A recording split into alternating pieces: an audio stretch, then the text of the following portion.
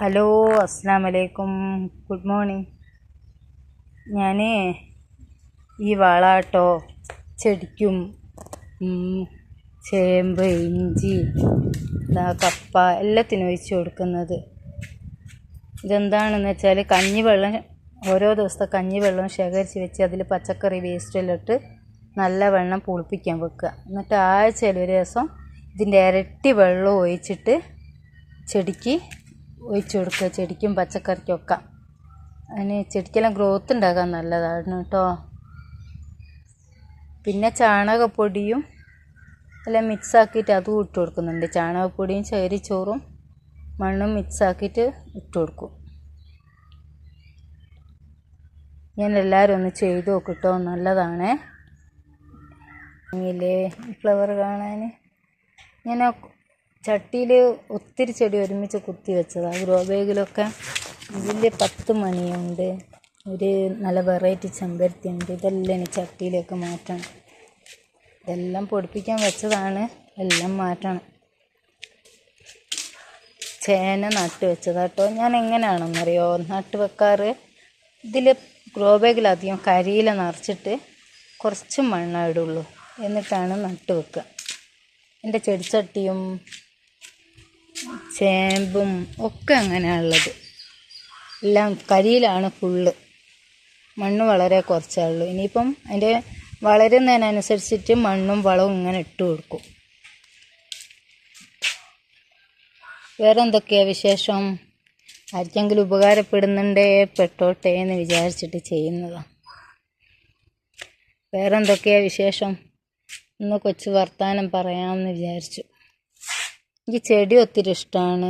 ചെടിയെ സ്നേഹിക്കുന്നതാണ് ഇഷ്ടം. കാരണം ഇതിൻ്റെ ഉള്ളിൽ കൂടി ഇങ്ങനെ പൂവ് വരുന്നതും ഇതിങ്ങനെ കിളിർക്കുന്നതെല്ലാം കാണുമ്പോൾ മനസ്സിന് വല്ലാത്തൊരു സന്തോഷമാണ്. ഇതിങ്ങനെ വെള്ളം ഒഴിച്ച് വെച്ചത് കേട്ടോ. ഇനി ഇത് നമുക്ക് ഓരോ ചെടിക്ക് ഇങ്ങനെ ഒഴിച്ചെടുക്കാം.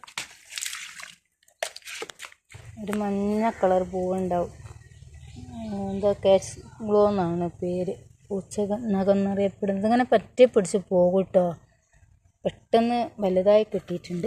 ഇതിൽ നമുക്ക് ഒഴിച്ചു കൊടുക്കാം. ഉണങ്ങിപ്പോയടുത്തുനിന്ന് ഞാനിങ്ങനെ ഒഴിച്ച് കിളപ്പിച്ചെടുത്തിട്ടോ. കാണുന്നുണ്ടോ? ക്ലിയർ കുറവാന്ന് തോന്നുന്നുണ്ട്. ഇപ്പം ഇതൊരു 3-4 ഇലയെല്ലാം വന്നു.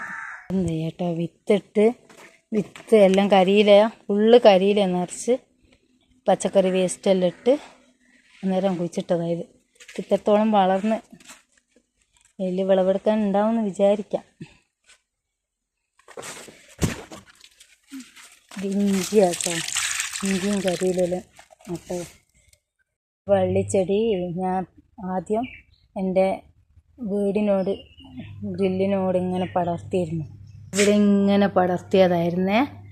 അപ്പോൾ അവിടെ വലിയൊരു പാമ്പ് വന്ന് ഇങ്ങനെ ചൊറഞ്ഞു നിന്ന് പിന്നെ അത് എല്ലാം പുറത്തേക്കാക്കി. അതുകൊണ്ട് വീടിനോട് ചേർന്ന് ആരും വള്ളിച്ചെടിയും ഒന്നും കുഴിച്ചിടരുത്.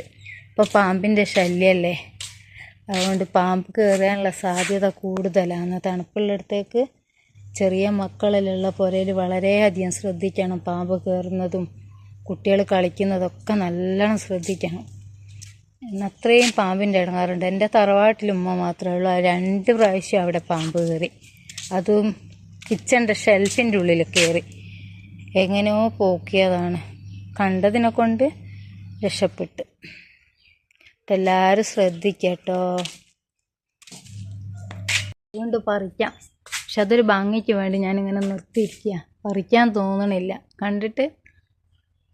എൻ്റെ ചാനൽ എല്ലാവരും ഒന്ന് സബ്സ്ക്രൈബും ലൈക്കും ചെയ്ത് സപ്പോർട്ട് ചെയ്യണേ. ഞാൻ ലൈവ് ഇപ്പോൾ ഇടാറില്ല. എല്ലാവരും ലോങ് വീഡിയോ കാണുക, ഷോർട്സ് കാണുക. സബ് ചെയ്യാത്തവരെല്ലാം ഒന്ന് സബ് ചെയ്ത് സപ്പോർട്ട് ചെയ്യണേ. അരിനെല്ലിക്ക പറിച്ചതാണ്. ഇനിയിപ്പോൾ ഉപ്പിലിടണം.